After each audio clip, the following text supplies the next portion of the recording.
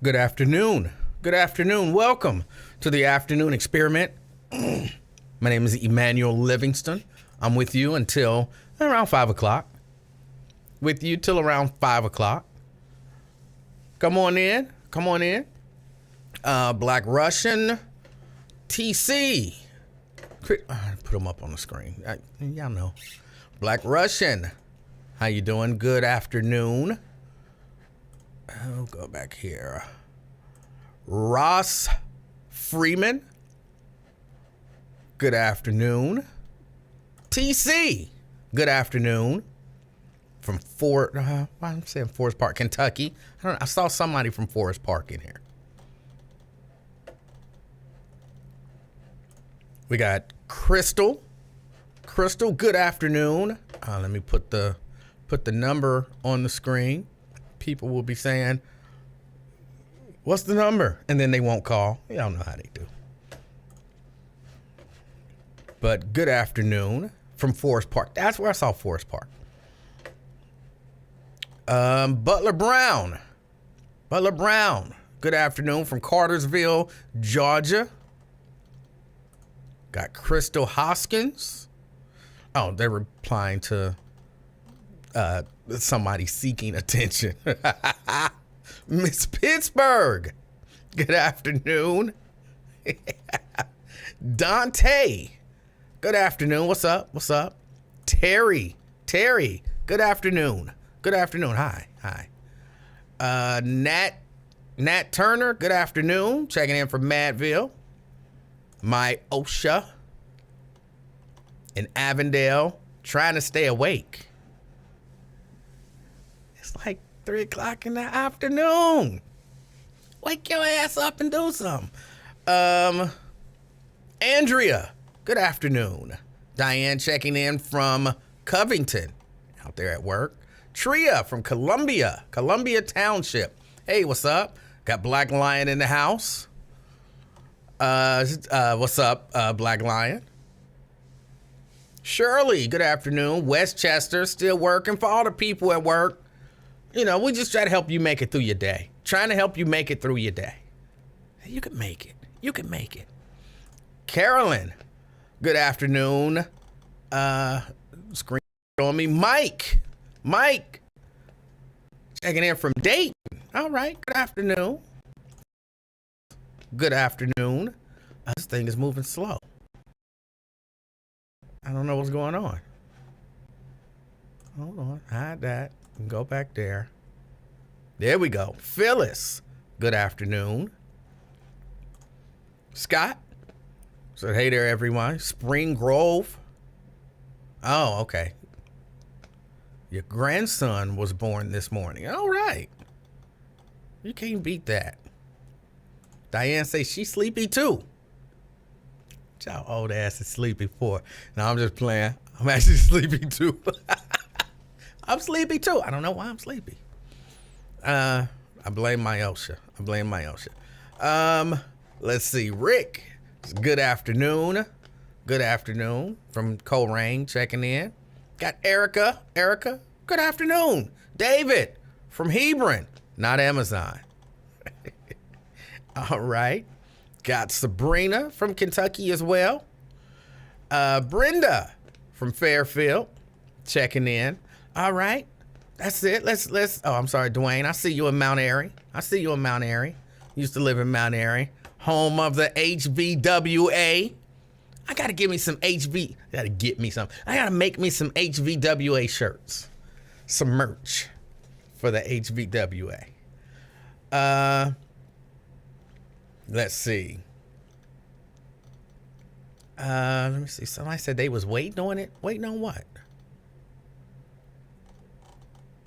Hold on. Nat says, I was waiting on it. This is the same call. I got to take this call. Hold on.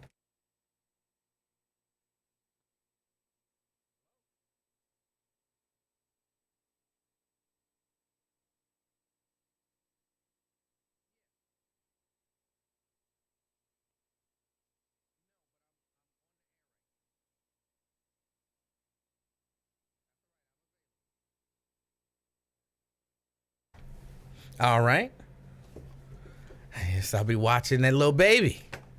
I don't know if she's on her way right now, but we'll see what happens.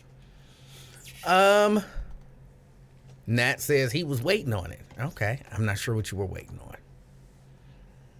on. How you gonna blame me? I wouldn't have even thought about the fact that I'm tired if you didn't bring up the fact that you sleepy.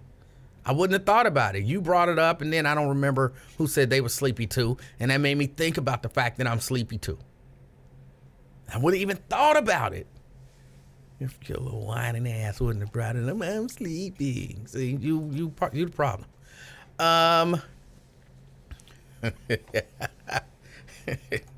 Why y'all be hating on the HVWA? HVWA ain't did nothing to none of y'all. Let's see. Of course, we got to talk about the State of the Union address last night. I do have to apologize. I did actually intend on doing it, and close to 9 o'clock, I was headed down here to do it, but then something came up, and I had to deal with that. And so I started watching the State of the Union address probably about 7 minutes late, just because I had to handle something before it started. And then I didn't want to start the broadcast 7 minutes late for y'all to mock me about being late. So I just was like, if they watching it, they watching it. And if not, then. So I watched it like 7 minutes behind. But yeah, I'm sorry. I intended on it, but something came up, and you gotta handle stuff that you gotta handle. But I watched it. I have to admit, Joe Biden brought it. He brought it. I mean, I'm not even necessarily talking about content wise. I'll get into that in a moment.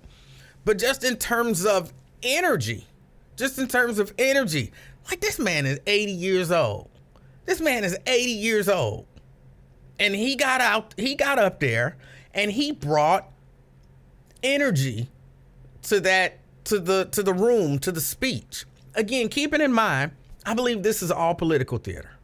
Okay? I believe it's all political theater. So, yeah, he played his role, and he played his role well. It was a fun speech to watch. I thoroughly enjoyed it. I had a good time. I laughed at some stuff. Okay, mainly, I just laughed at a lot of stuff. Because there was a lot of nonsense going on. But I thought he brought some good energy to... Hold on, let me bring my phones up over here in case somebody calls. You can call and, talk to me as well. 513-717-5464. 513-717-5464. You can call and discuss it. I would love to hear from people, because I know there's a few of them on here. I know there are a few people on here who they don't care for Joe Biden. Some of them, people have their own reasons. I'm not even going to judge. People have their own reasons. And you got a right to feel however you want to feel. For whatever reason or non-reason you want to feel it. You got a right to feel how you want to feel. But I thought, in terms of a State of the Union address, I thought it was good. I thought it was engaging. It was a little more interactive probably than he would have wanted, but I think he did a really good job. It held my attention. I didn't fall asleep on it. Now, that response, for real, at one point, I was just listening and I was like, and I had to post it, what the is she talking about? What was she talking about? And when she gave that long rambling story about her and the former president, I was watching one of the, I don't remember if I was because I watch the wrap up on basically the main three stations. I watch the wrap up on CNN, on MSNBC, and on Fox.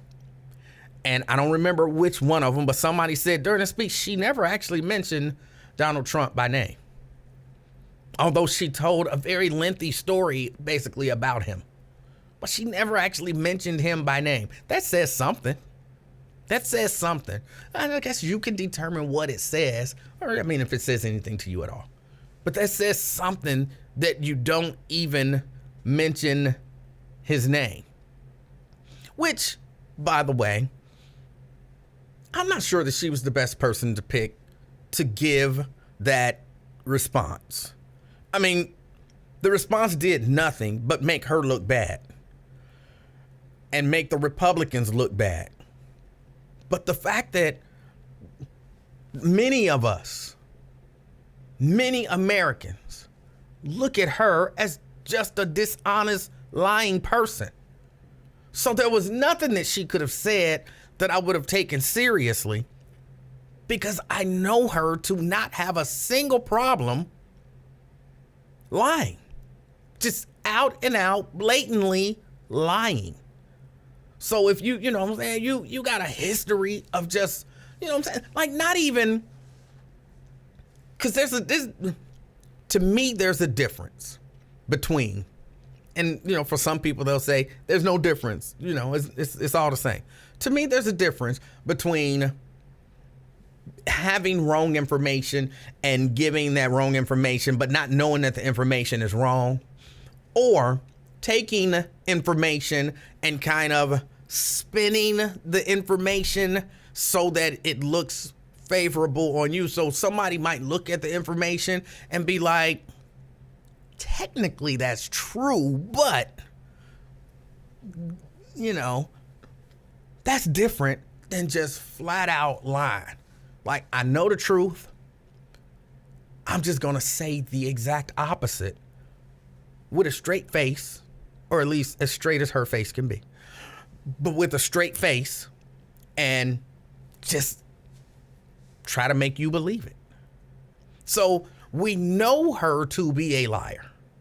So I just couldn't take anything that she said seriously, like nothing.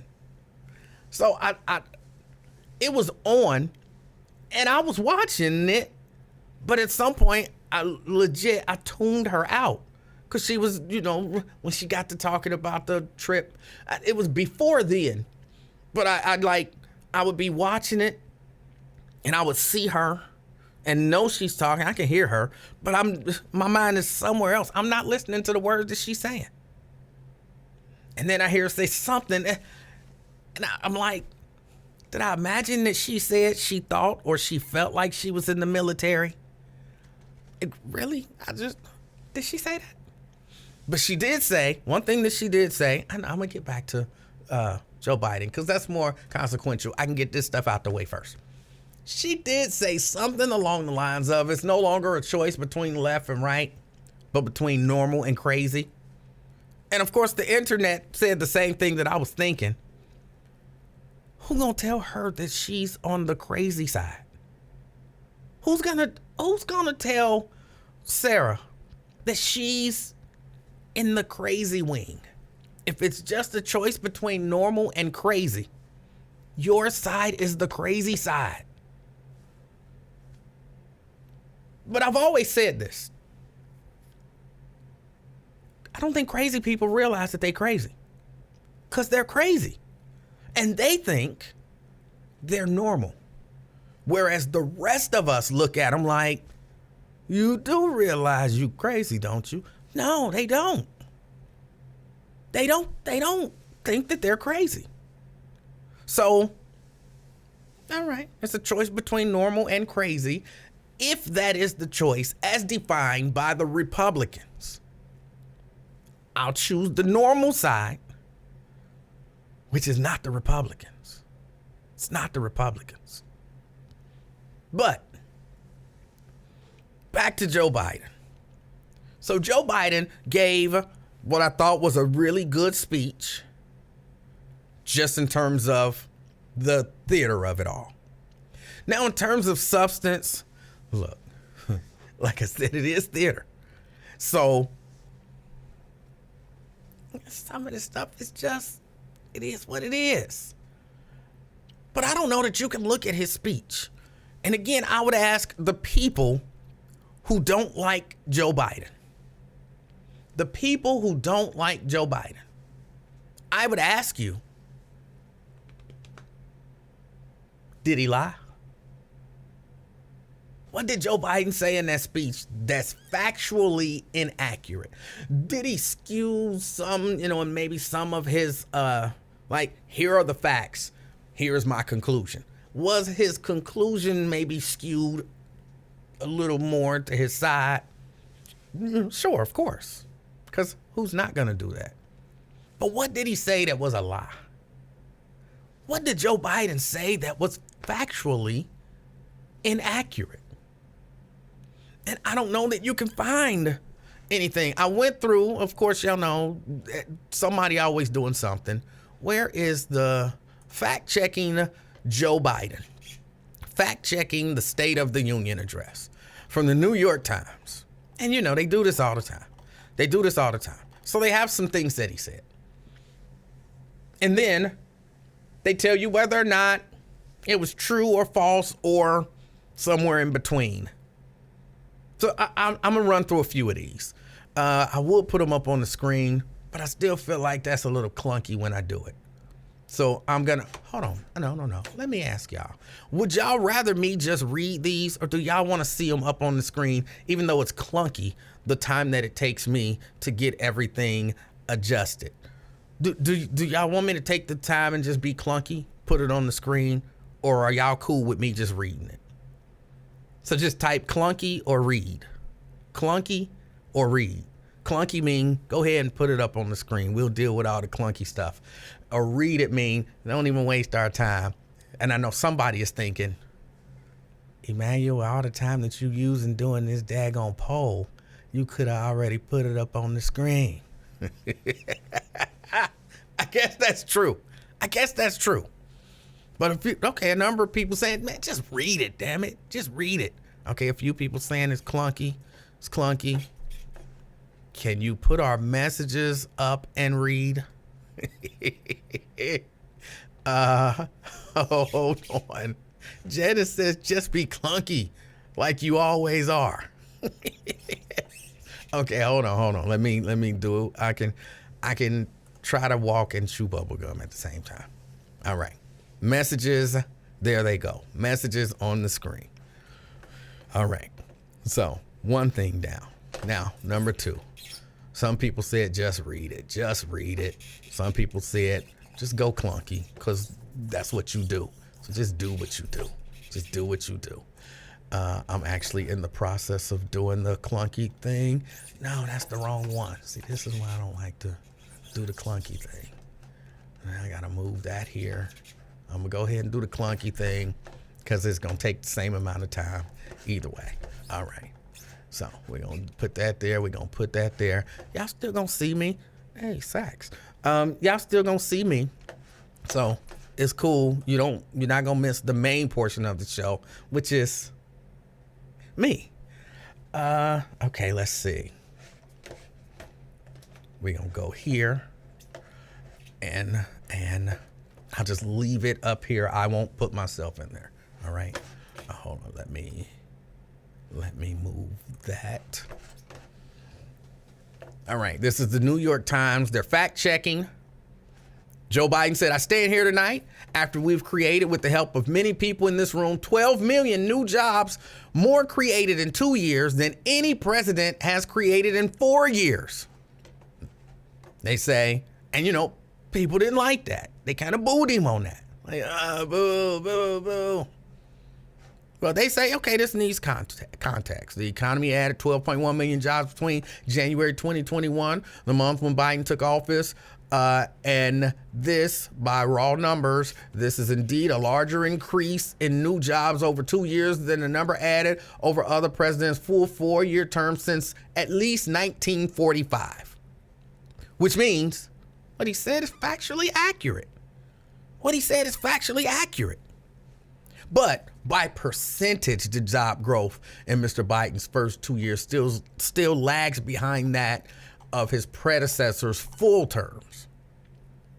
Under Mr. Biden, jobs have increased by 8.5% since his term began. That jump is less than that in President Barack Obama's first full term, 8.6%. Bill Clinton's first full term, President Reagan's second full term, and Jimmy Carter's 4 years in office. Mr. Biden is, of course, comparing his first 2 years in office with the entire term or presidencies of his predecessors. So that comparison is not equivalent.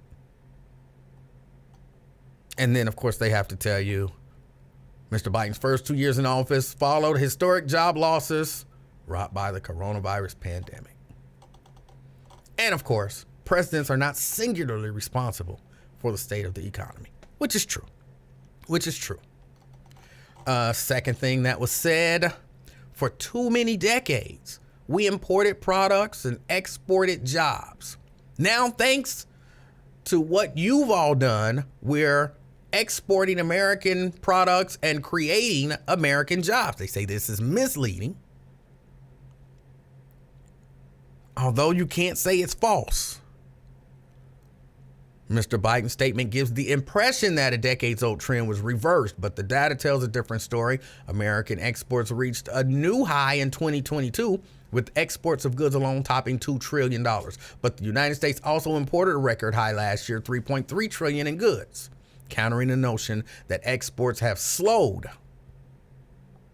As a result, the United States also recorded the highest ever trade deficit since 1970 of $950 billion and a trade deficit in goods of $1.1 trillion. All right.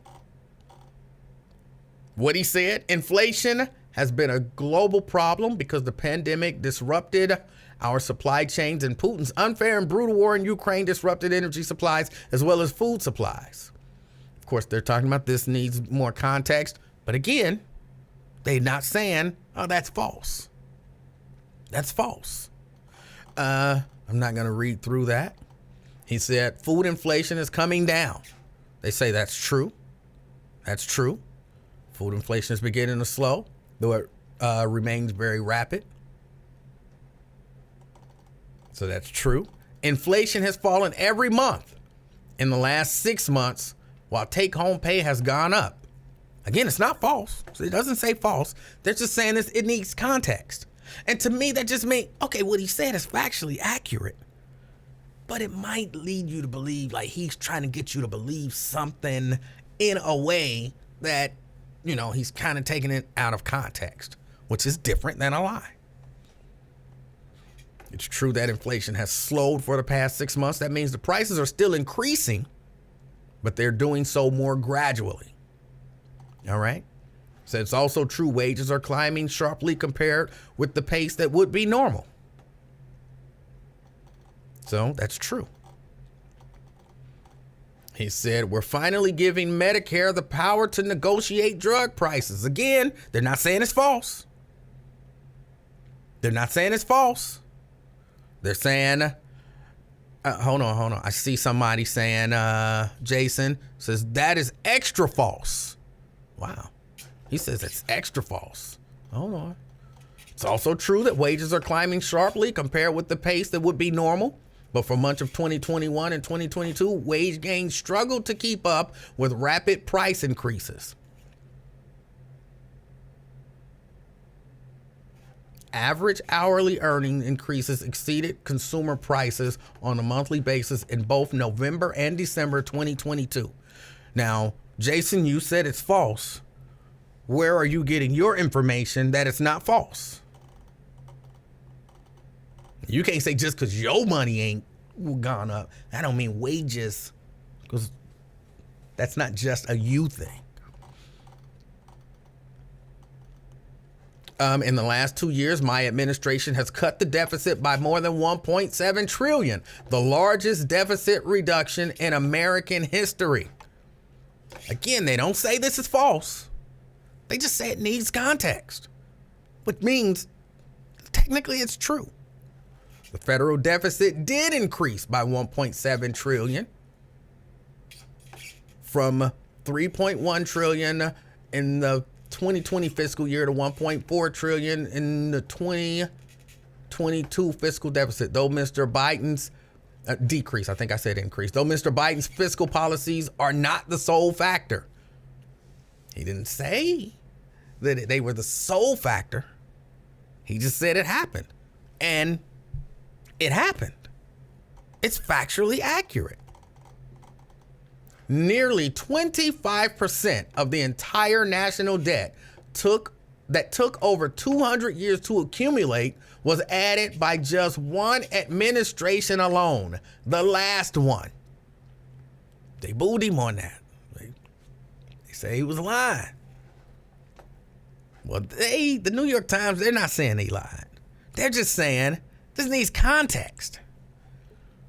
Check out the first few words here. Mr. Biden is correct. That means it wasn't a lie. Mr. Biden is correct that a quarter of the national debt was accumulated over the 4 years Mr. Trump was in office. So that means it's true. It's true, but the former president did not unilaterally add to that amount. In fact, two major factors driving that increase were mandatory spending levels set long before Mr. Trump took office and bipartisan spending bills that were passed to address the pandemic. But what he said was factually accurate. He said, some Republicans want Medicare and Social Security to sunset. I'm not saying it's a majority. Again, they're saying this needs context. In other words, okay, what he said is true, even though they were screaming liar, liar, and all other kind of nonsense. I'm gonna get to that in a minute. But they were screaming that and all other kind of nonsense. And they say President Biden implied that the Republicans who want to allow Social Security and Medicare to sunset were tying those demands to the fight over raising the nation's debt limit. It is true that a couple of Republicans have suggested allowing those entitlement programs to sunset as mandatory spending, instead bringing them up for a regular renewal. So it's true. It's true. Let me see. It was something else. Okay, no, I guess that was about it.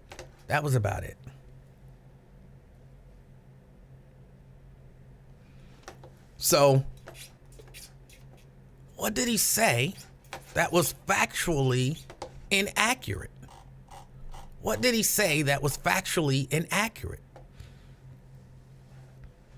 Ben says, just go ahead and say it. Joe Biden is your great white hope.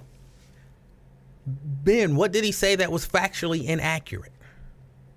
It's a simple question. I'm just asking. What did he say that was factually inaccurate? Again, I get you don't like Joe Biden. You would prefer to still have Donald Trump. I get that.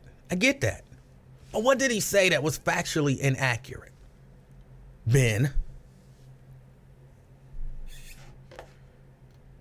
And I'll tell you, I was shocked by the things that the Republicans, or by some of the things that the Republicans could not stand in agreement with.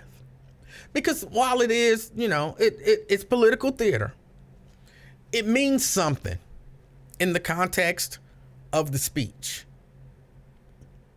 When both sides applaud and maybe even stand in agreement. It means there's certain things that there should just be like almost universal. Certain things should be almost universal. Like if you're an elected official in the United States of America and someone says, I want America to succeed. You should agree with that. Like, yeah, I want America to succeed too. Yes. You shouldn't be like, boo. Really? You don't want Americans to succeed? Really? He said, teachers should get a raise. I would think everybody would be like, yeah, because I think we all understand that teachers are underpaid for what they're asked to do. The task and the challenge in front of them. They couldn't even be like, yeah. At one point he said, and I don't remember the exact wording, but Basically, he said we have to reject hate and hate speech. And the Democrats were like, yeah. And the Republicans are like, and I'm like, really? You can't agree that hate is bad? That hate speech is bad? You can't agree to that. Like, what are we doing here? What are we doing? He said, everybody should earn a living wage. You can't agree that people should earn a living wage. Like, really? You think? Because if you don't agree, that means the opposite to me. Teachers should get a raise. Like, no, they shouldn't. Really? They shouldn't? Teachers shouldn't get a raise. You don't think teachers deserve more money? People should earn a living wage. No, they shouldn't. People shouldn't earn a living wage. People should live in poverty.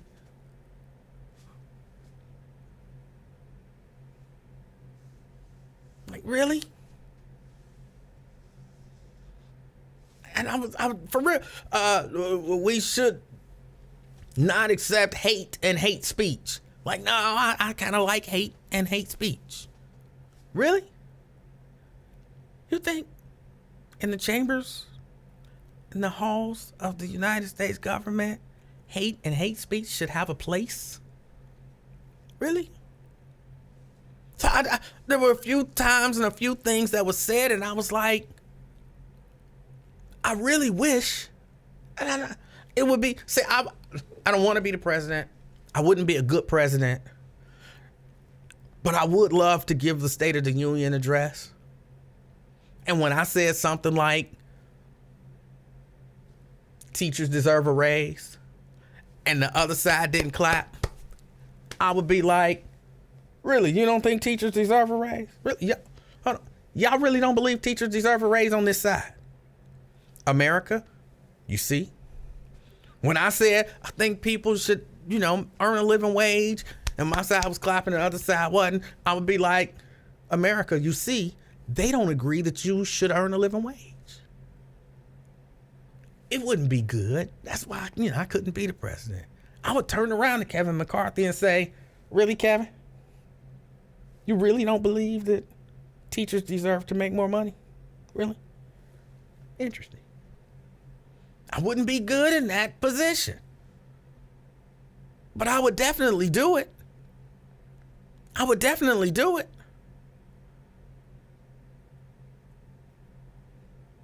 So, yeah, I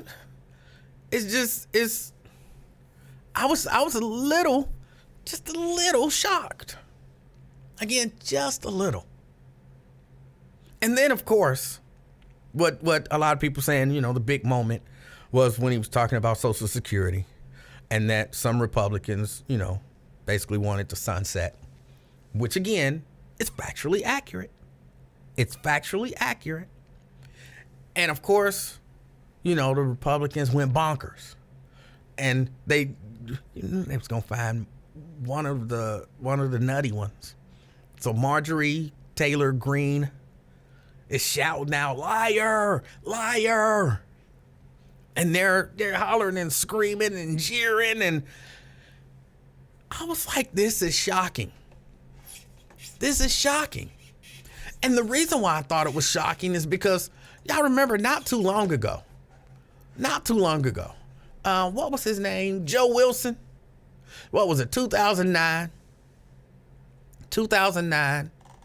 Barack Obama is giving the State of the Union address. And September 9th, 2009. And he began to outline his proposal for reforming healthcare. And Joe Wilson yelled out, "You lie." Everybody remember that. And it was shocking. It was shocking.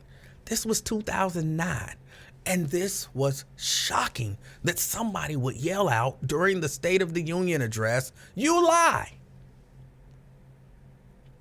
Obama's chief of staff, Rahm Emanuel, immediately approached senior Republican lawmakers They asked them to identify the heckler, and they urged them to have him apologize immediately. Members of Congress from both parties condemned the outburst.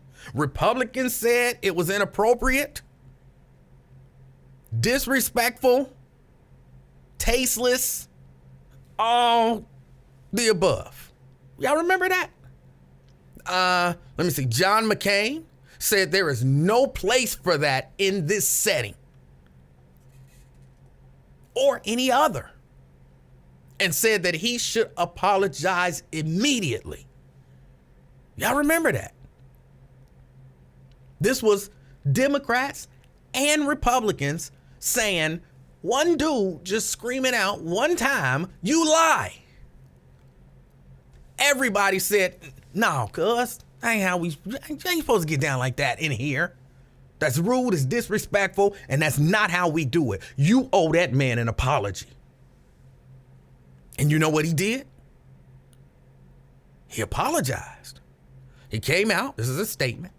"This evening, I let my emotions," this was the same evening. "This evening, I let my emotions get the best of me when listening to the president's remarks regarding the coverage of undocumented immigrants in the health care bill. While I disagree with the president's statement, my comments were inappropriate and regrettable.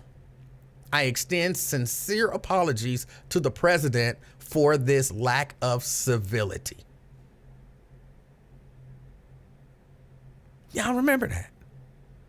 I didn't remember the apology, but he apologized that night. They later, Obama accepted his apology.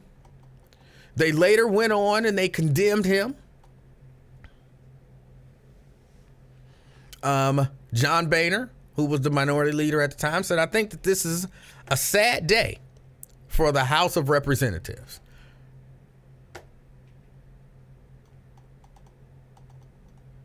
But they went on and they voted to, what did they censure him?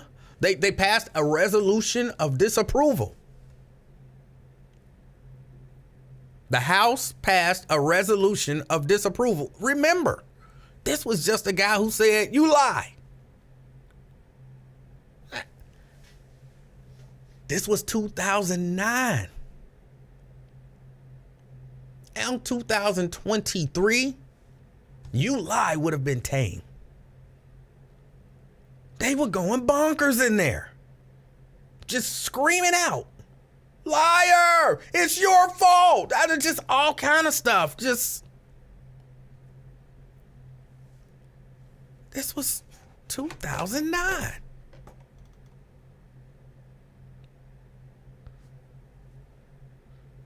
How far are we falling? Of course, I bring this up because, look, not that y'all not aware of it, but it's important to pay attention to the lack of civility in discourse. And then it doesn't just extend to discourse. We have extremists elected. Extremists elected to government. And yeah, Samuel, it's just business as usual now. But we're not talking about like in 1970. We're not talking about in 1970, somebody yelled out, "You lie," and then there was condemnation from both sides. We're talking about 2009.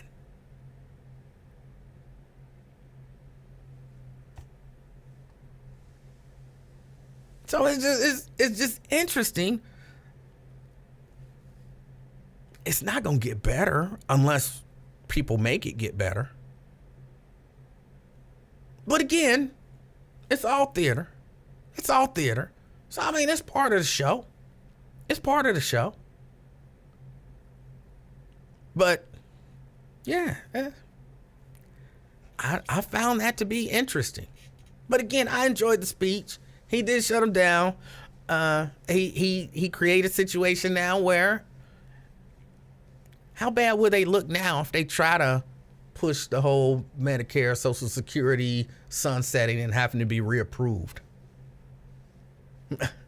Now, even as I finished saying that, I thought about it. They don't really care how bad they'll look. So while it seemed like he kind of got a win, like he pinned them in the corner. When you're dealing with people who lying is nothing, I will stand up. You can watch. I'm not saying it started with Trump, but I think Trump took it to another level. We listen to Trump say stuff, and then Trump would come back the next day and say, I never said that. And then you play him the tape or the recording, and he'd be like, yeah, no, I didn't say that. Like, bruh, we got a recording of it. So it's not like them being pinned against the wall means anything. Because they don't care. Integrity means nothing. I mean, that's a lot of people. Integrity means nothing to them. Nothing.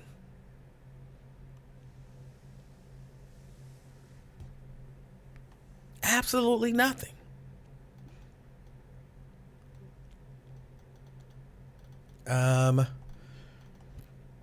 But no, again, I did. I enjoyed it. I'm trying to go back and read some of the comments.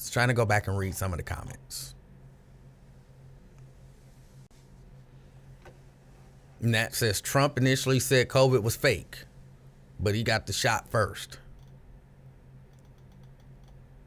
Yeah, they don't. When you got people who care about honesty and integrity a little bit, then you can, you know what I'm saying? Like, I'll make you say that you won't do this publicly. And then if they flip on it, and people call them on it, like, but you said you wouldn't do that. And then at the very least, they'll have to explain why they changed their minds. These people, they'll say, hold on, but y'all said y'all didn't want to sunset Social Security and Medicaid. No, we never said that. Be like, hold on, this is the State of the Union. See what Joe Biden said that, and you were screaming liar. No, that wasn't me. I wasn't screaming liar. But we got the video of you screaming liar. No, I didn't. This is a political hit job. It's a witch hunt. But we see you. We're playing the video right now. No, that's not me. It's a witch hunt. You're like, what the? That's these people. They don't care. Remember, our choice is between normal and crazy. Between normal and crazy. I had a little bit of a debate with a guy last night after the State of the Union debate. But he said he doesn't support Joe Biden because Joe Biden could, by executive order, sign the George Floyd Justice in Policing Act into law. Of course, I said, that's not the way it works. And he told me that it was the way that it works, and, reminded me I'm not the smartest guy in the room. He assured me that I was not the smartest guy in the room. And of course, I questioned that because I said the only two people in the room were you and I. That makes me by far the smartest person in the room. And I sent him a copy of Schoolhouse Rock.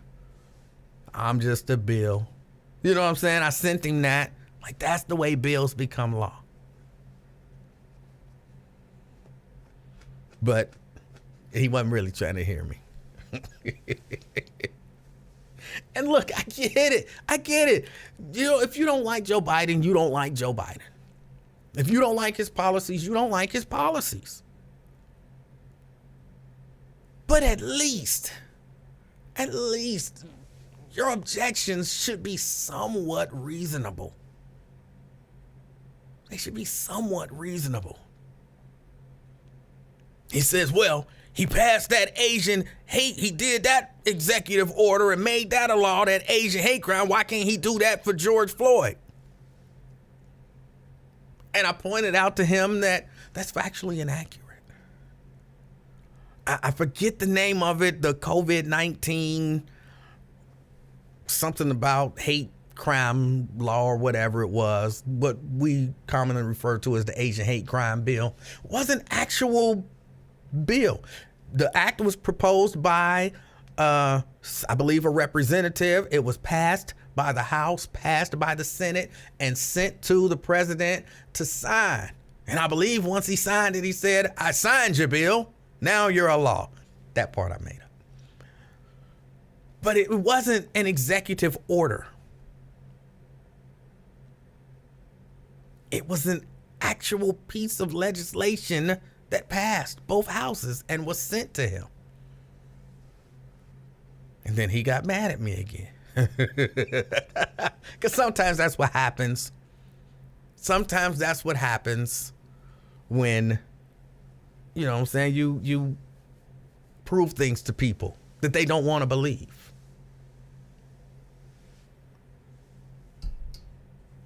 So now you forgot your evidence to prove you right. I don't know what you're talking about. Be a little more clear. Because I told him, just like I told him, like I'm telling you, Ben, you can look this stuff up. You can look this stuff up. Just check it out. Just check it out. You can look it up.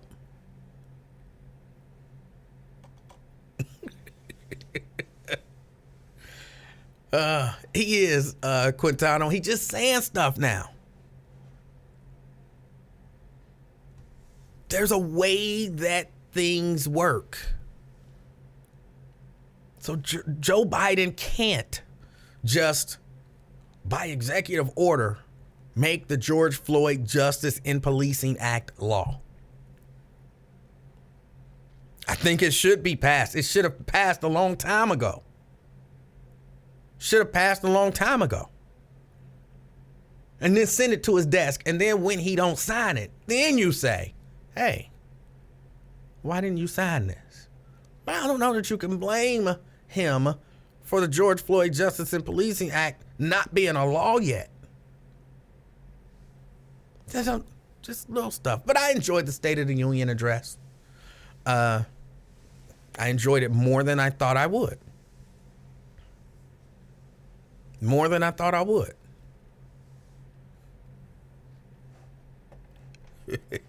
And Black Lion, I saw Black Lion said something about him being banned.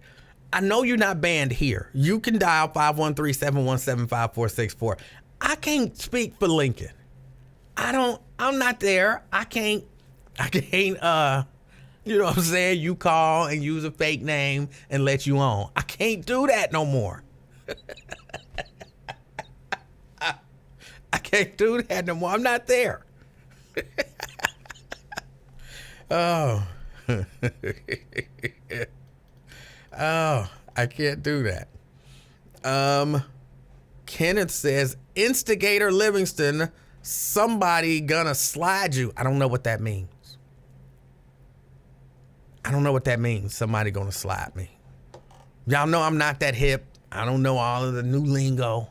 You know what I'm saying? You got to say it to me in plain nerd speak.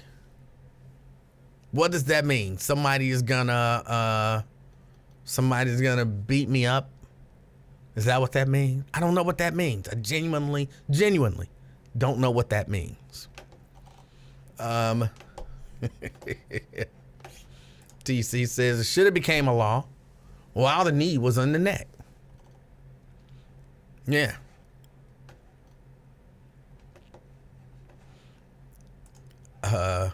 TC says slide mean whoop your A. I'm not concerned about that.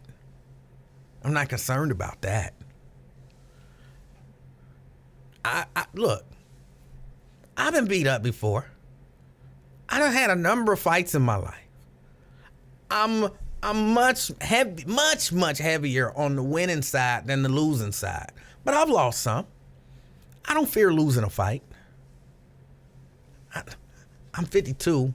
I have no desire to fight, just for the record. But that's not a fear of mine.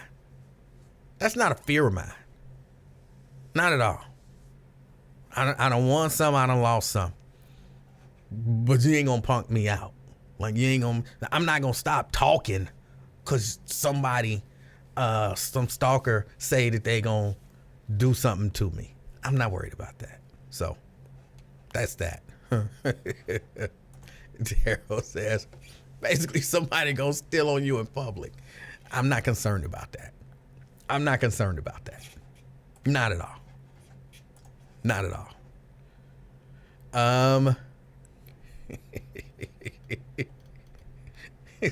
That stalker might need to be concerned about the aftermath of that.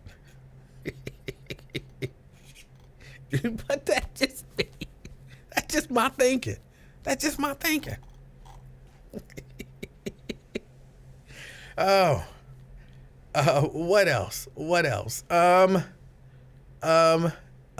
said he got my back. I appreciate that. You know that, but for real, that is to some degree the level of discourse that happens. I say, I don't, whatever. Somebody says, like, there's a few ways that you can respond. Like, Emanuel, I disagree with that, and lay out your case. Or, you know what I'm saying, you could be disrespectful or whatever. But you know, if you disrespectful, I'm gonna probably be disrespectful back. And then you're gonna be mad, like, well, you didn't have to be disrespectful. Like, you know, you sound like a damn fool. And then I'll be like, no, you sound like a damn fool. Oh, you calling a fool. Why you got the right to call me a fool? Like, well, you just called me a fool. And that's like, for some reason, that's the anatomy of a disagreement in this environment.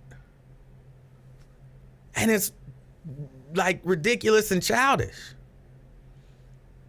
I disagree with, I'm bringing up Janice. Because I like Janice. And because Janice and I disagree about stuff all the time.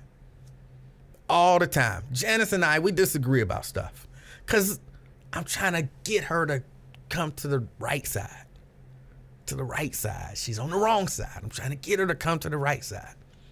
We disagree all the time. I ain't never threatened to punch Janice in the mouth. You know what I'm saying?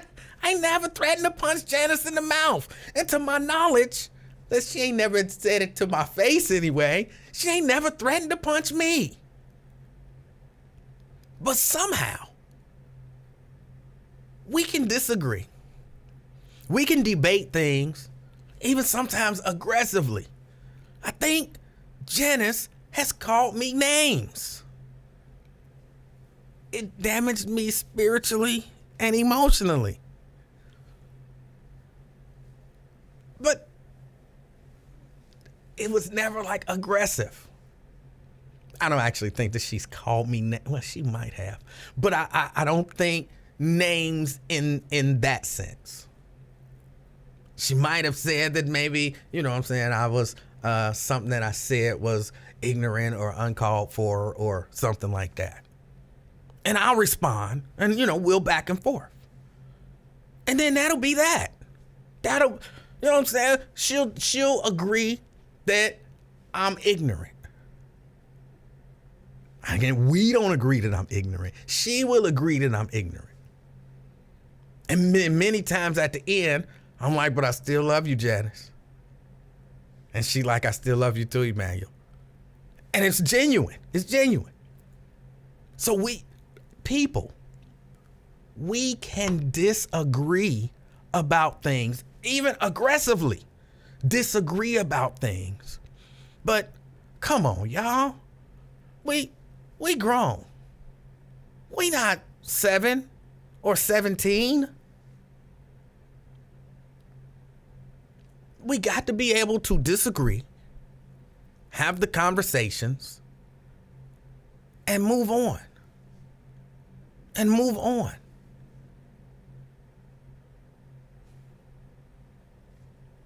And I you know, it's really difficult to believe that people are grown men are that obsessed with other grown men's opinion. that you want to fight a grown man because he don't agree with your opinion. And I always say this, and I always mean this. If I'm gonna fight you over opinions, we got to have an agreement. Whoever wins, the other person has to 100% adopt the other person's opinion from here until the end of time. That makes sense to me. Other than that, what's the fight for? I don't agree with you. Well, I don't agree with you. I think the George Floyd Justice and Policing Act should be signed. I don't. All right, so we gonna fight. And if I win, then you got to agree that it should be signed. But if you win, then I will agree that it should never be signed. That's the only reason to, because other than that, what? We just fight.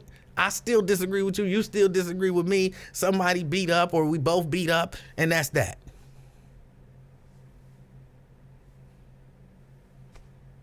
That don't make sense.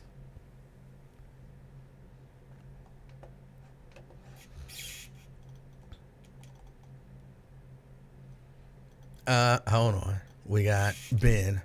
And these people who got so much to say, like text-wise, but they're afraid, like legit afraid to have their voices heard.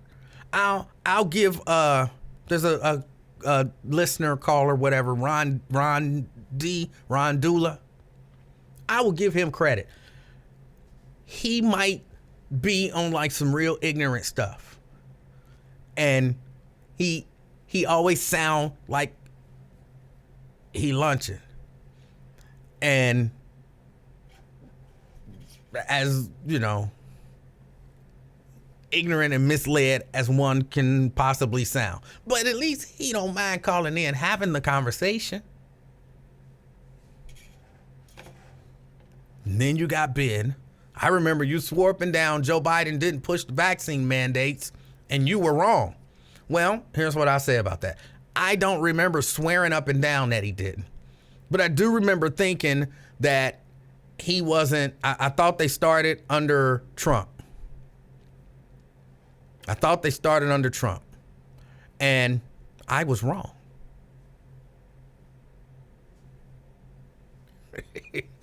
No, that just blew somebody's mind. Like, well, why don't you ever admit you wrong? Like, he just said he was wrong. But he don't never admit when he wrong. But he just said he was wrong. But he can't never admit that he wrong, though. But he just said he was wrong.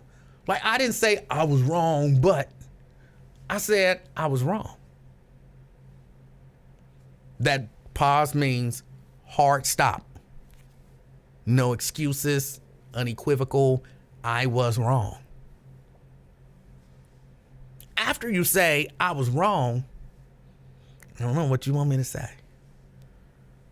So I'm not even sure what you brought that up to prove what? I don't understand y'all. Janice says, I love a heated debate. It's invigorating. It's about the issues, not the individual. Absolutely. Absolutely. I'm sorry, he posted it again. Okay.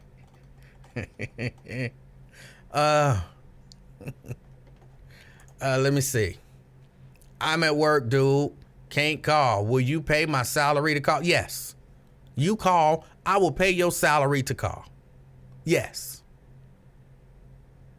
I don't think you're at work. I think you posting way too much to be at work. And you saying too much nonsense to be at work. So I don't think you at work. So here's the deal I'll make with you. Because I'm always about a good deal. Here's the deal I'll make with you. You say you at work, so you can't call. You call in.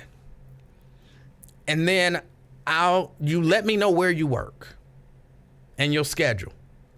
I'll show up quietly. I want to see you at work during the time period in which this show is on.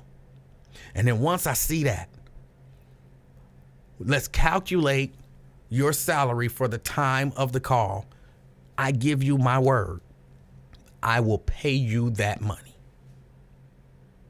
I give you my word. And everybody's listening. I will pay you that money out of my pocket. I will pay you the money that you would have been making during the time of the call. Deal? 513-717-5464.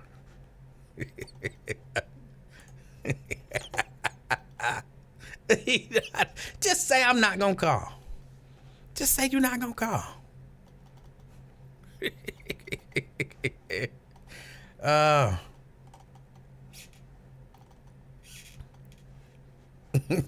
No, not yours. See, I can make deals like that.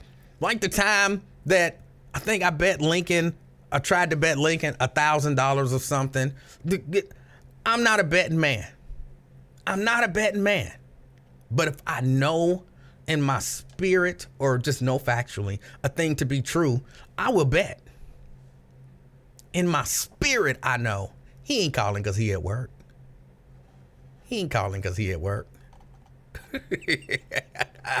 I know that in my spirit. So I don't even have to worry about that. Oh. No, that was another one. I bet him $7,000 because he bet me that there are no shoes that don't have a logo on them on the outside. He made that ridiculous assertion. I said, I bet you $7,000 that. I bet you $7,000. He said, bet. And then I showed him a picture of a shoe with no logo on it. And he was like, well, but on the inside, that wasn't a bet. That wasn't a bet. No, I'm sorry. It was a name, not a logo. And I showed him a picture with no name and no logo of a shoe. No name, no logo. And then he wanted to change it. Because I knew, I know what I know. I know what I know.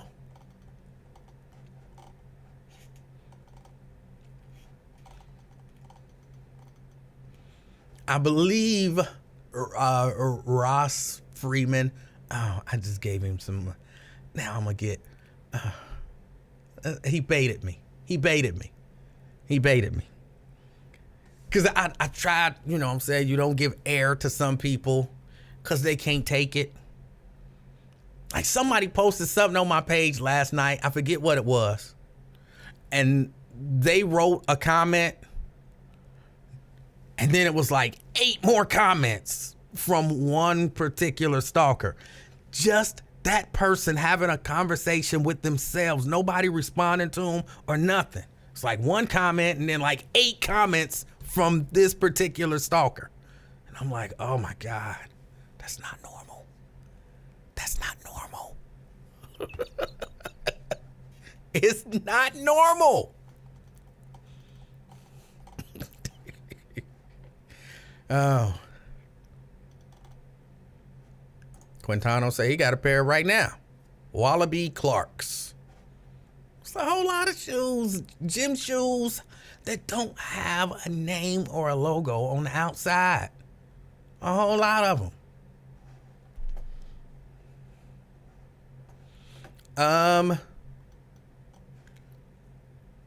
Let me see.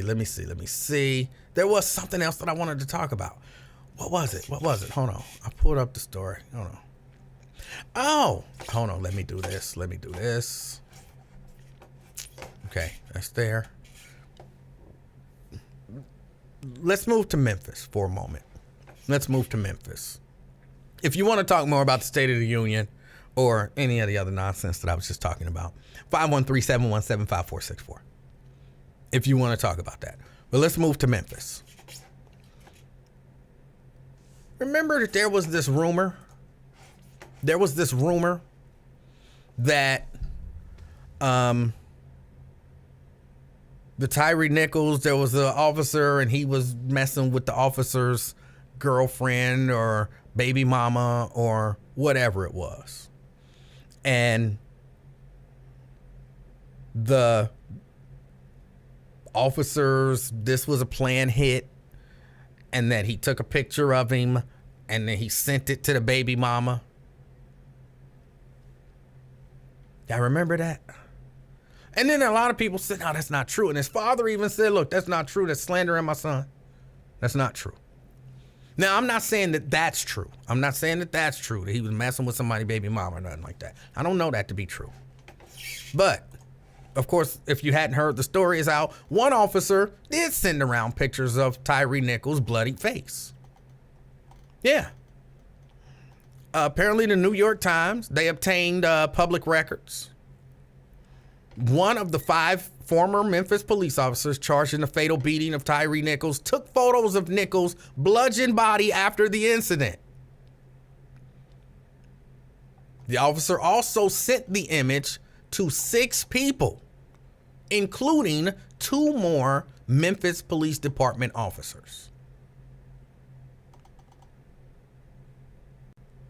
Now, this story says, as if the camera footage of the officers bragging and laughing over Tyree's slumped body wasn't enough, and now there's more mockery being made of the incident. Demetrius Haley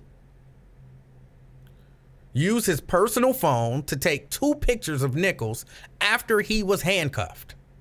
He then sent the pictures to 6 people, including 2 MPD officers and 1 woman acquaintance.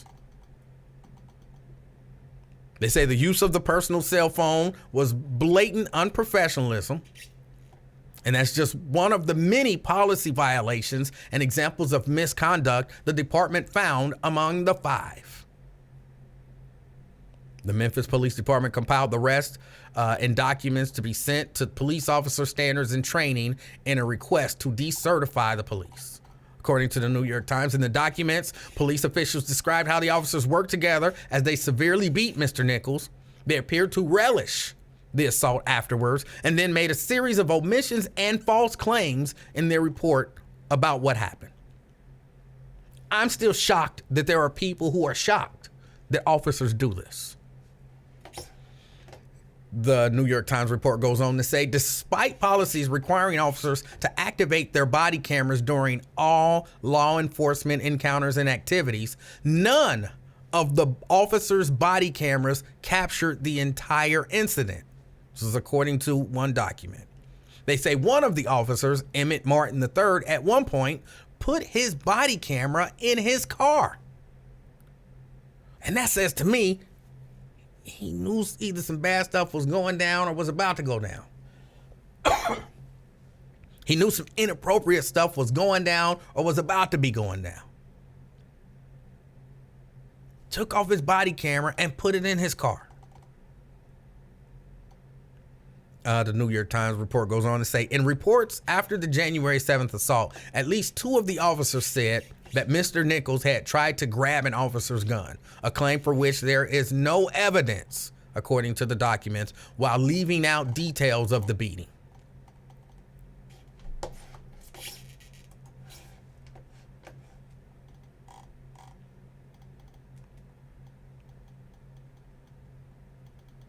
Yeah, it's terrible. It's horrible. It's horrible.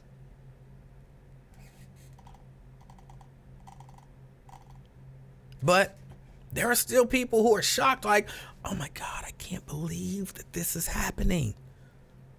How can you not believe that this is happening?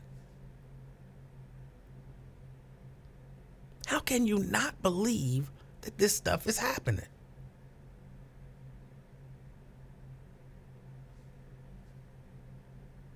What have you been paying attention to all of this time? We've been seeing videos since before Rodney King.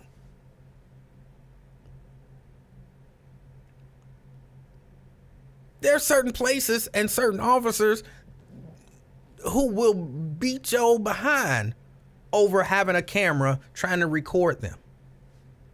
To me, that always says they know that there's a possibility that they about to violate somebody's rights. But if you ain't doing nothing wrong, why would you have a problem being recorded?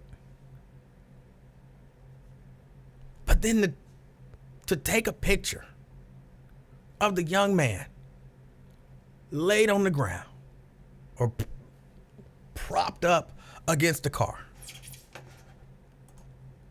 Propped up against a car. To take that picture, and there's a again, this stuff ain't made up.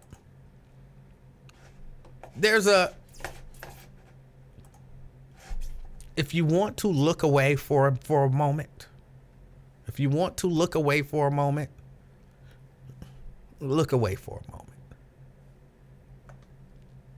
The actual still shot of the video of the cop taking a picture of Tyree Nichols propped up against a car. Why would you want to take that picture and send it to people?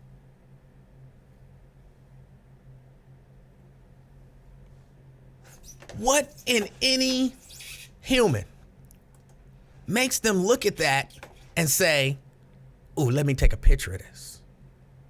Let me send it to people"? What reasonable person does that?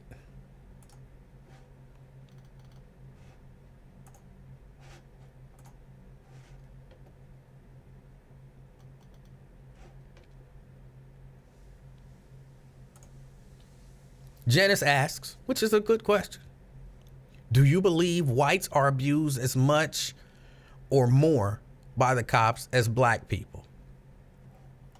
Well, my guess would be basically because there's more white people in terms of sheer numbers.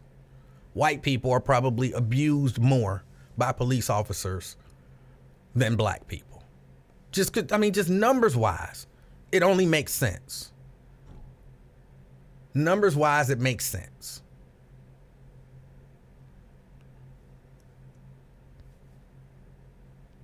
So that's what I would say.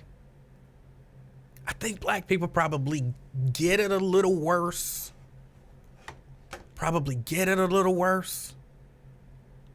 But yeah, I believe white people, again, just because of sheer numbers. Like, you go somewhere where you got a whole lot of white people and a whole white police force.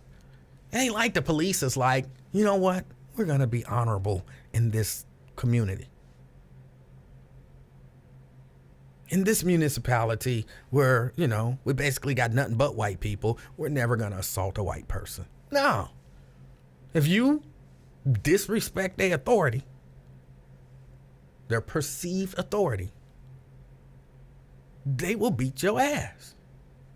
Whether you white, whether you black, whatever.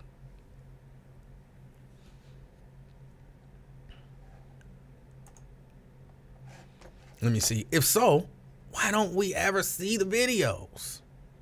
What happens to those body cams? I see some of those videos. They don't get a lot of publicity. That I'll give you. They don't get a lot of publicity. But again, I believe they don't get a lot of publicity. Because you know how they like to make the victim of police violence seem like a criminal. So if we just kept seeing videos of white people being abused by law enforcement, that would reinforce the notion that white people are out there committing crime.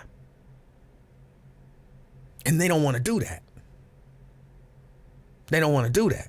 So that's why I think it doesn't get a lot of attention.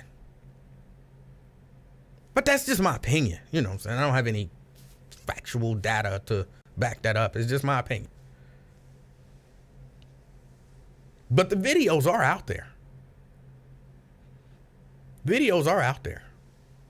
I see videos of police beating up white people, unnecessarily tasering white. Now I don't see a lot of videos of, like the sheer level of brutality as I see it when it's black people. But I see stuff.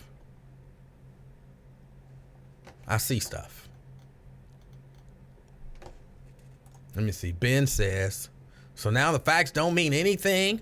That's a yes or a no. I don't even understand your question. I see the question. Let me answer your question. Your question is, so do facts mean anything? Yes, facts mean something. I don't always understand. I don't always understand. Angela says, if we deny those statistics, it's mostly to make us feel better in our ignorance. And Jenna says, I agree. It's to maintain the image of a black person as a criminal. Yeah, I wholeheartedly believe that. Now, I would be shocked if I found out that the larger media companies who they make a decision what to broadcast. They make a decision what to broadcast. And if they were like, we never see those videos, so that's why you don't see them.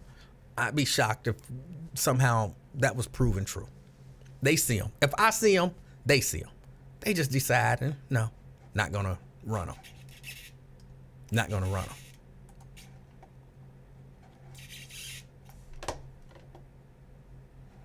Oh, sorry. Hold on. Ben is back with some more nonsense. She asked if white people were abused more.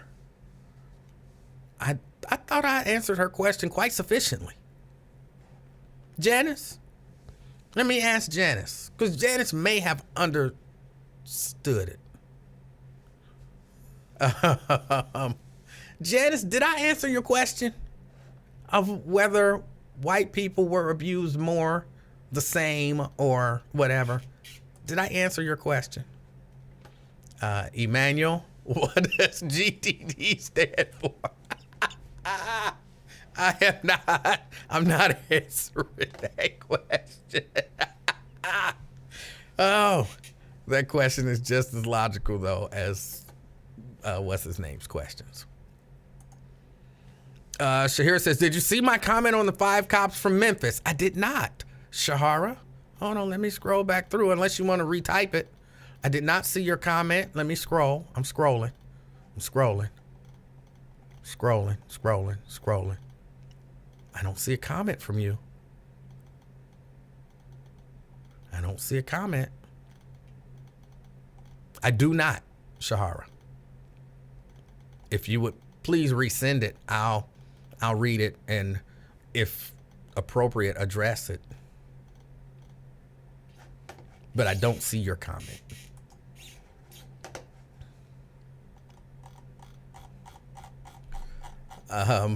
Let's see. You took the long road home but never made it. It was a yes or no answer. It actually wasn't a yes or no answer, if I remember the question. It actually wasn't a yes or no question that she asked. And I think I sufficiently answered it. Just because you didn't comprehend it doesn't mean it wasn't sufficiently answered. So maybe ask somebody else what the answer was, and they'll simplify it for you, and then you'll understand it. Let's see. Angela says, isn't there a database of police-involved shootings resulting in homicide? I think it included demographics. But here, I don't necessarily trust these databases that they compile. Because a lot of times, and I'm not sure if such a database does exist. I'm not sure that it does. But a lot of times, I was at an event. There was a guy from the FBI. He was speaking, and he was talking about the statistics that they compile.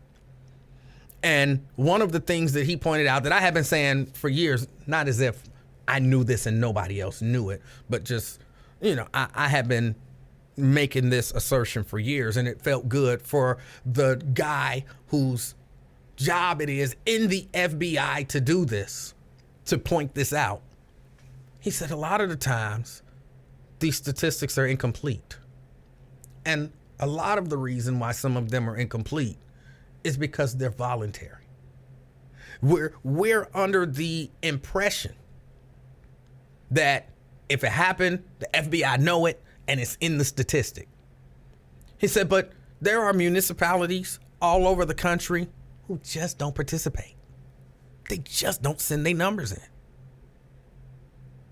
And that's the way they compile. There's not a person at every, place in the country like, ooh, it was a shooting, mark it down.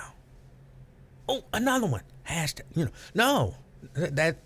So he was like, they're voluntary. And so if this police department chooses not to share their statistics, they're not added in. And so when I hear people, talk about statistics, I understand and Angela, I see you saying got you and all that kind of stuff. But I understand people relying on statistics for different things, but I don't like statistics a lot because that information can be skewed as well. That information can be skewed. So I don't like it. It's like I talk about how some of the stuff Joe Biden said and where they're like, well, this needs context. That's how I look at statistics. But people look at statistics since it's numbers, like it's math, like 2 + 2 is 4. And you don't be like, well, 2 + 2 is 4. Well, that needs context. No, 2 + 2 is 4. It's 4, period. It doesn't need any context. You had 2 of those, you added 2 of those, you got 4 of those. Oh, hold on. I'm sorry. I didn't have the thing. Please call back, Janice. I apologize. I will answer if you call back. I have to have the screen up because I turned the ringer off. Maybe let me just turn the ringer on. I turn the ringer off so that when it happens, it don't just pop in and scare the crap out of me. So if you call back, I will see it and I will answer. Where was I? I was talking about statistics. People look at them like a mathematical equation, but it's really not. It's numbers, but then you take those numbers and you draw a conclusion from them, which I don't like it when people do that. So that's why, I'm like, statistics. Yeah, okay. Black Lion wants to know, do I know why they named Memphis, Tennessee, Memphis? I don't. If you want to share, I'm open to hear, listen, and learn. Almost always open to hear, listen, and learn.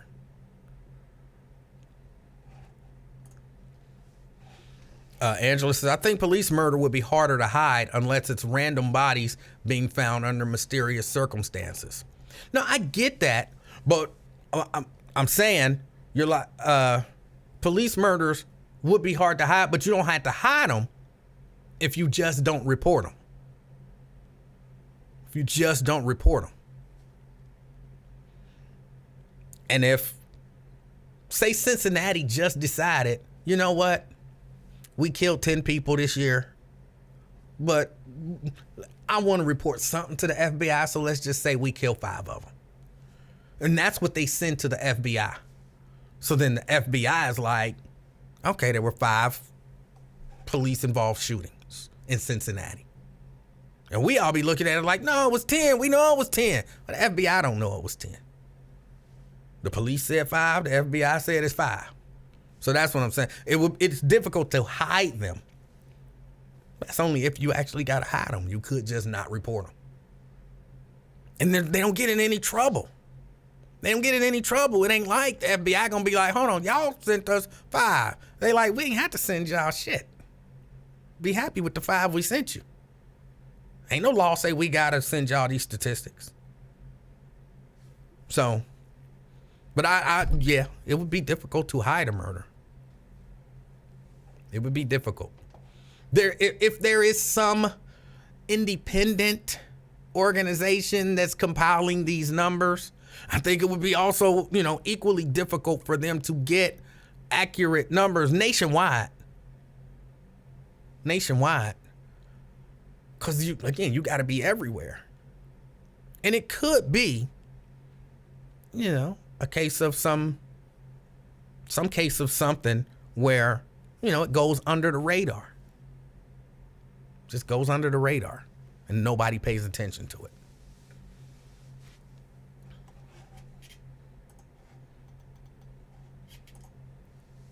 Brent says, bad and incomplete data in, bad and incomplete conclusions out.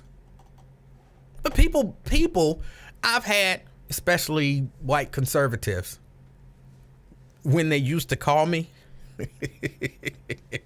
they stopped calling me. I don't know why they stopped calling me, but I used to get calls from when I was at the radio station initially, and I would fill in for Lincoln.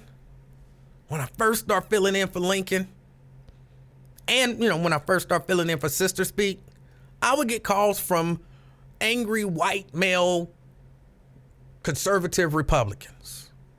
They would call me all the time, thinking they was gonna stump me on something. And one of their favorite things to talk about was the FBI statistics.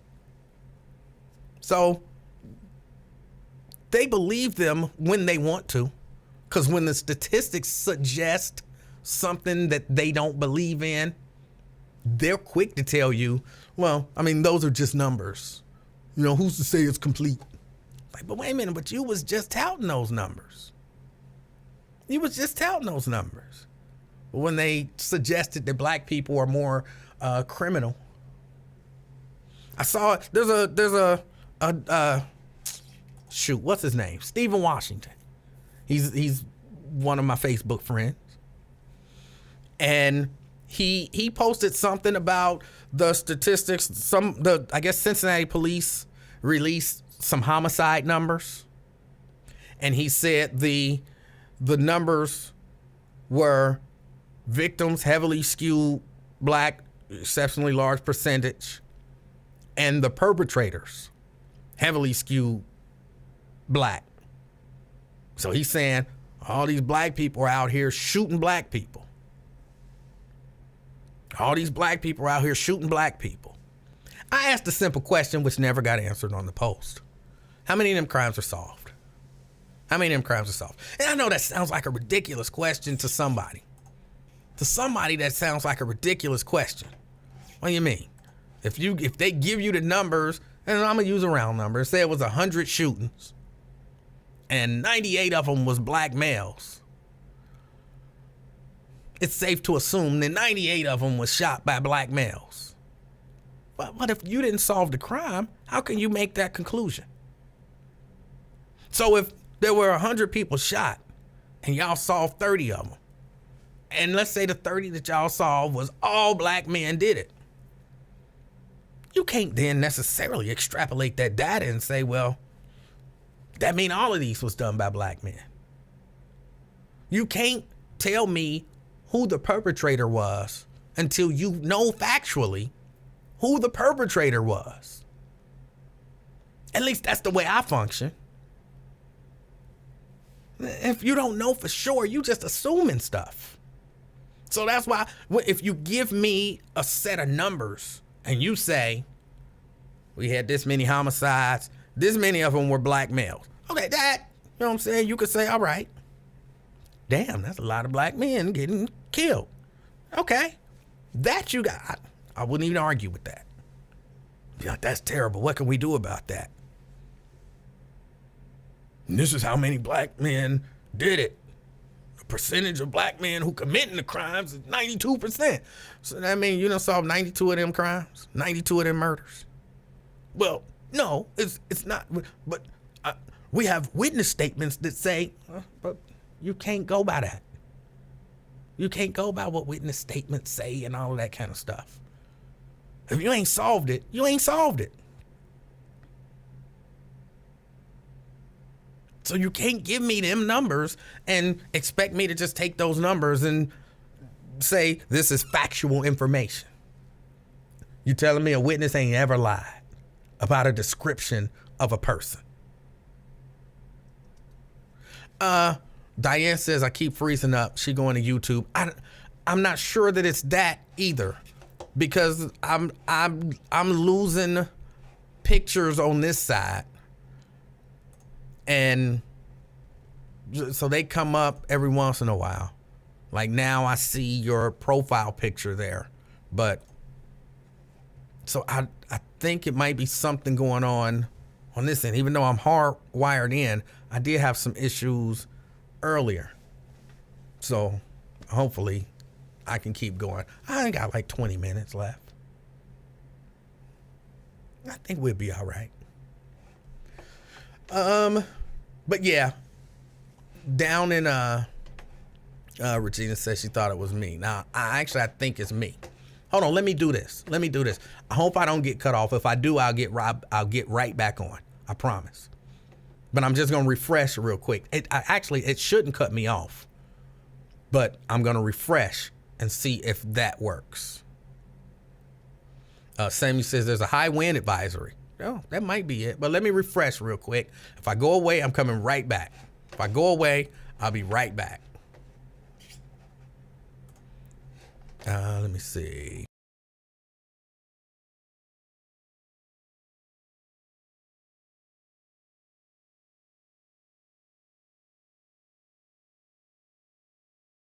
I can reload it. I'm back up. Looks like I'm still live. And let me see. Can anybody? Shahara says, yeah, I don't know what's going on. You went out on my computer, had to come back on my phone. Hopefully that solved it. I'm hoping that solved it. But if it does it again, let me know, and I'll see if there's anything else that I can do to make sure that doesn't happen. Nat says I'm good. But see, Nat, I don't see. Everybody's giving me the thumbs up, which is great. Okay, there is Nat's. So it looks like I am running a little slower than normal. I don't like that. Look, I'm paying for this.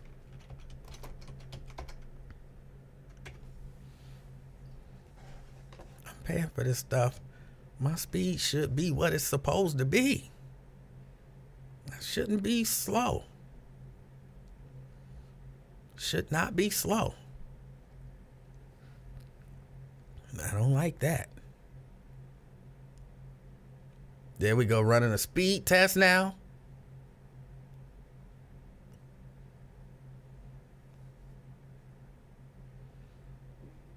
All right. I look like I should be good. Jenna said y'all should just go to the afternoon experiment page. It's working just fine. Y'all should go to that page. The afternoon experiment page got like 3 people. Oh, y'all really should go to that page. But it looks like I'm good.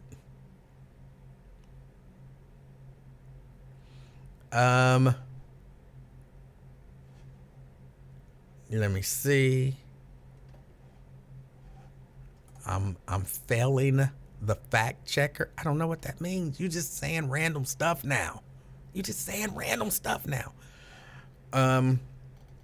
But okay. Sierra says she'll also try YouTube. Y'all could try the Facebook page, the afternoon experiment. Or again, you could go on YouTube. YouTube is there. And if you go over there, subscribe. As a matter of fact, go to the afternoon experiment with Emanuel Livingston YouTube page and subscribe. Not just the Emanuel Livingston YouTube page, the afternoon experiment with Emanuel Livingston. Let me see.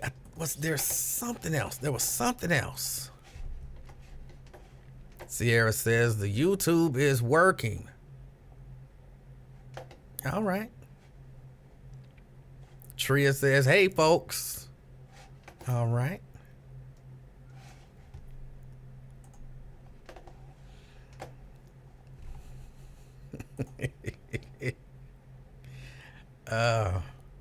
Y'all funny.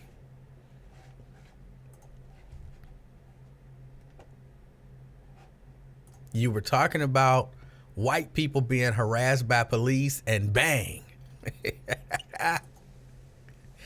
But yeah, I don't necessarily always believe statistics. I just don't.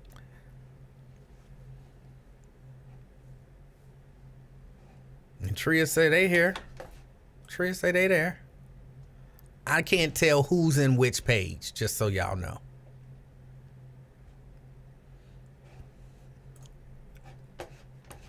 That's right, Brent. It is free to subscribe. Free to go to the Afternoon Experiment on YouTube and subscribe. I'm trying to. There was something else, but I don't have it. Okay, the thing about the officer sending pictures. The thing about the officer sending pictures, which is horrible. That's just horrible. That, to me, that shows a depraved person. That's a depraved person. Oh, no, there was another story where, wait a minute, where was it? 13 Memphis officers could be disciplined. They say 13 Memphis officers could end up being disciplined in connection with the violent arrest of Tyre Nichols. As a city council member expressed frustration during a meeting with the police and fire chiefs for not moving quickly on police reforms following the brutal beating. 6 officers have already been fired. 1 more has been relieved of duty. Prosecutors say the January 7th arrest, which was captured on videos, led to Nichols' death 3 days later. Chief Legal Officer Jennifer Sink told the council that the number of officers disciplined for policy violations could rise to 13. Police spokesman or spokesperson Karen Rudolph said 6 officers whose involvement has not been publicly disclosed could face administrative charges. Rudolph stressed that an internal police investigation remains ongoing and the number of officers disciplined could change.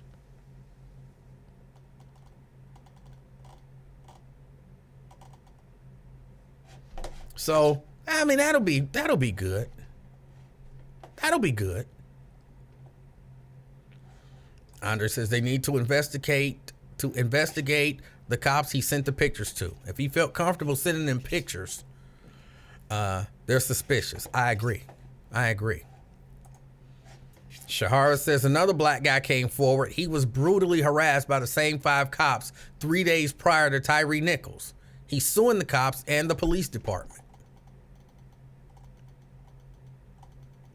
And that, I mean, there's no shock to me that there are other victims of these police.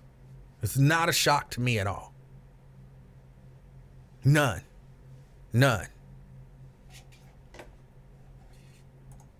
So, again, I think everybody who showed up and was there before he was rendered aid and didn't render aid, I think they should all be fired. At the very least, they should all be fired. I really think they should all be charged. Because I was reading somewhere where they were basically saying it's possible that had he gotten aid, like, quickly, he might not have died. I don't know how true that is. It was just a report that I was reading. Didn't have a lot of, factual citations in it or anything like that. But if that's the case, everybody who showed up and didn't render aid should be charged. Maybe not all second degree, but should be charged with something. They should all be charged with something.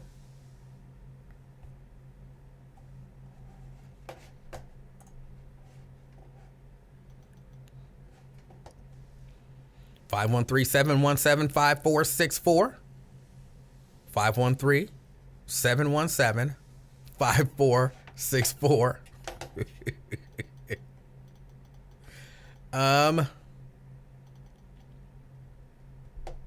was something else. Oh, hold on. I forgot to mention this. This is very, very important. Possibly the most important story, of the year, maybe the decade. And I missed it, or I forgot to mention it. I forgot to bring it up. Apparently, LeBron James cured cancer last night. Yes. Just amazing. And I wouldn't have expected that from him. You know, there's a lot of things I would have expected, but I would not have expected that. You know, that changes the game. And I know I heard Joe Biden talking about it during the State of the Union address. Joe Biden was talking about it.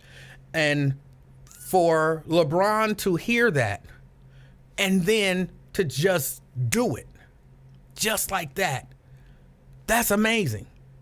And hold on. I'm sorry, they're talking to me. He didn't cure cancer. Oh. What did he do? He scored some points in a basketball game. Ain't that what he do on a regular basis? Oh, they're telling me that. Okay, I get it. My bad. I read it all wrong. I saw, it was the biggest thing ever. And I thought nobody would be making that big a deal about something if it was not extraordinary. But I figured he had to have cured cancer, but no. Apparently, he plays a game. And in this game, over the accumulation of the years of playing said game, he has scored more points than other people who have played that game in that league.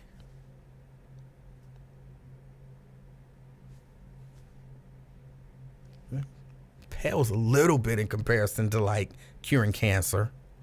But I guess, you take it where you can get it. So LeBron James apparently has played basketball for a long enough time in the same league to have scored more points in that league than anyone else has scored in that league. And it's the most amazing thing ever. So, wow. Amazing. He plays a game and he's good at it. All right. That's a little anticlimactic to me. I was thinking cancer. Like, no more cancer? But he scored some points. Okay. I don't even know where to go from there. I was given bad information. And I was thinking it's Black History Month and a black man just cured cancer. They can't tell me shit. That's what I was thinking. But now I'm like, oh, it's Black History Month. And a guy who posed as a monkey, as a gorilla, has scored more points in a particular league playing a game than anybody else has scored in that same particular league playing a game. Okay. Not quite the same. But I guess if that's the most important thing to you, then that's the most important thing ever. So, all right. I don't know what else to say.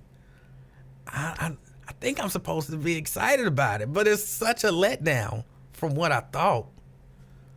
Hold on, let me try to pump myself up about it.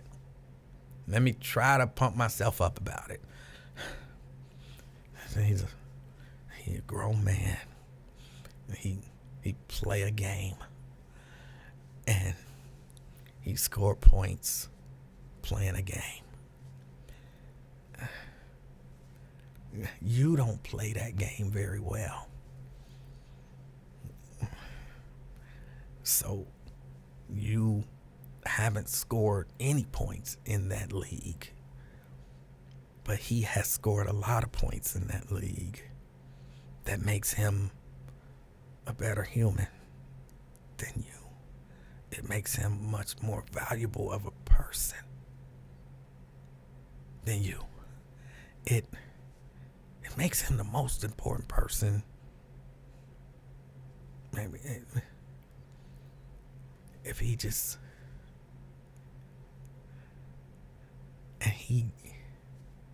because it's a game, but it's an important game. It's a really important game. It's a life-changing game. People's lives are saved because they watch basketball. No, they're not. I'm trying, y'all. I don't know how to. A dude who played a game scored a lot of points playing that game. That's all I keep coming up with, and I'm trying to get myself there. But I can't get myself there. I can't get myself there. I'm sorry.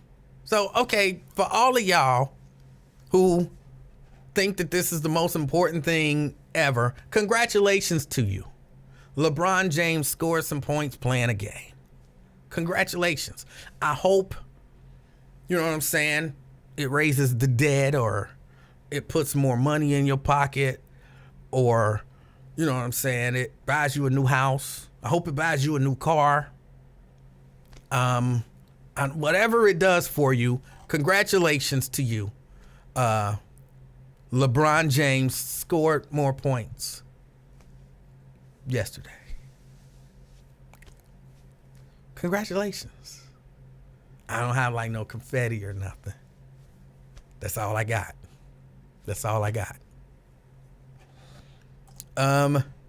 Nat says, which wrestler has the record? I don't depend on which record you're talking about, but who cares?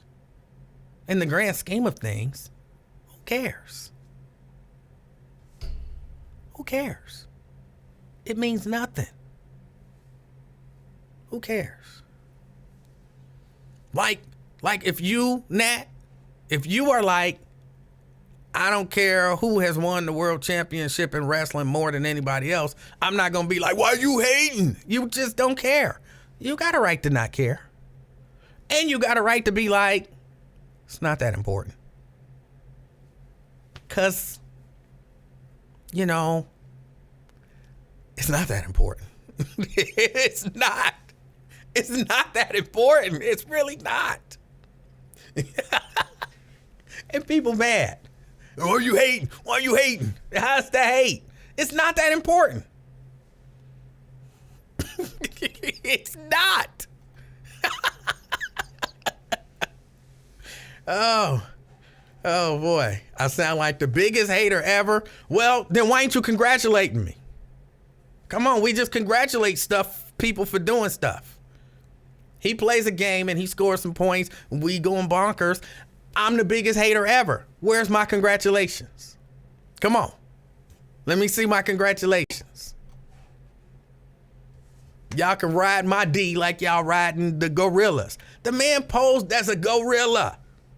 He put out the image of a black man as being a gorilla. Come on. I'm going to tell you this. If you would have told me, like right now, if you train a gorilla and you put him in the NBA, I think he could probably score more points than anybody else. It's not a shock. I wouldn't be shocked. Not at all. Like, you see that gorilla balling last night? Like, boy, he was jumping up there. He was running people over. I wouldn't be shocked at all. So I'm not shocked that a man who posed as a gorilla to put out the image to the world that black men in America are basically the same as gorillas could do some stuff. Not shocked at all.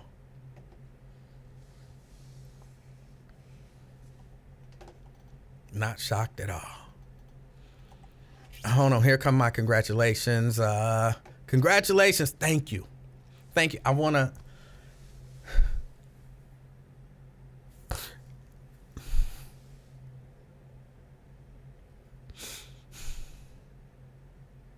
It's been such a long journey. Y'all don't know the stuff that I've had to overcome to be here. I want to thank my mama and my daddy. Because without them, I wouldn't be here. I wouldn't exist. I want to thank my family, my brothers, my sisters, who helped me, nourish the hate inside. Hold on. Y'all just don't know how long of a journey it's been. Of course, I want to thank God. Because without him, I would be nothing. I would be a terrible hater. And so to get to the point where I'm the biggest hater, I accept this award on behalf of everybody who didn't believe that you could hate. It's in you. Hours, days and days of practicing. Lincoln Ware, all of the years is hating on you. And you taking it.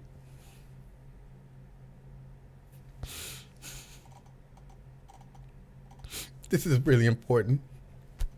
Honor and achievement.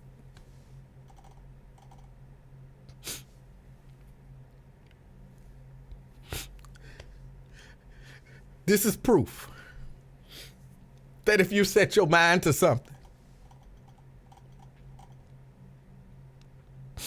if you set your mind to anything, you can achieve whatever it is that you want to achieve.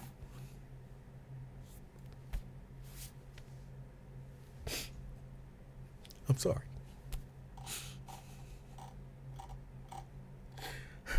It's been such a long journey, long time coming. And when I think back,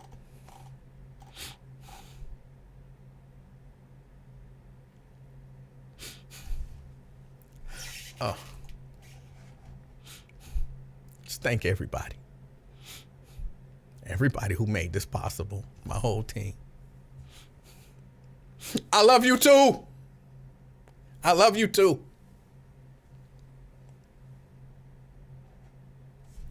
Hold on.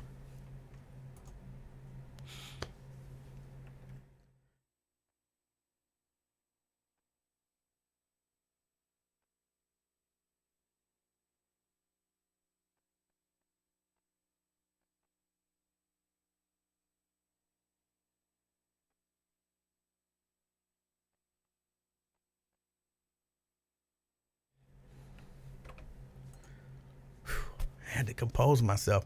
Y'all don't understand. Now I understand, LeBron. Now I understand.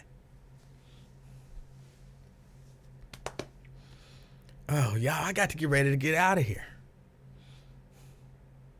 Being the best at something is an amazing feeling that most of you will never know. Most of you will never know. But me and LeBron, we know. We know.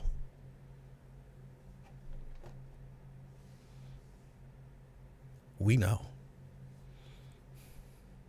And we feel it. In this Black History Month, we've accomplished something that you will never accomplish, never get close to.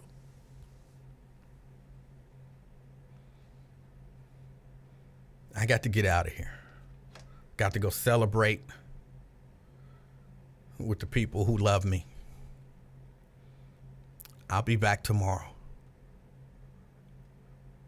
you can achieve anything you put your mind to, including playing a game and scoring points.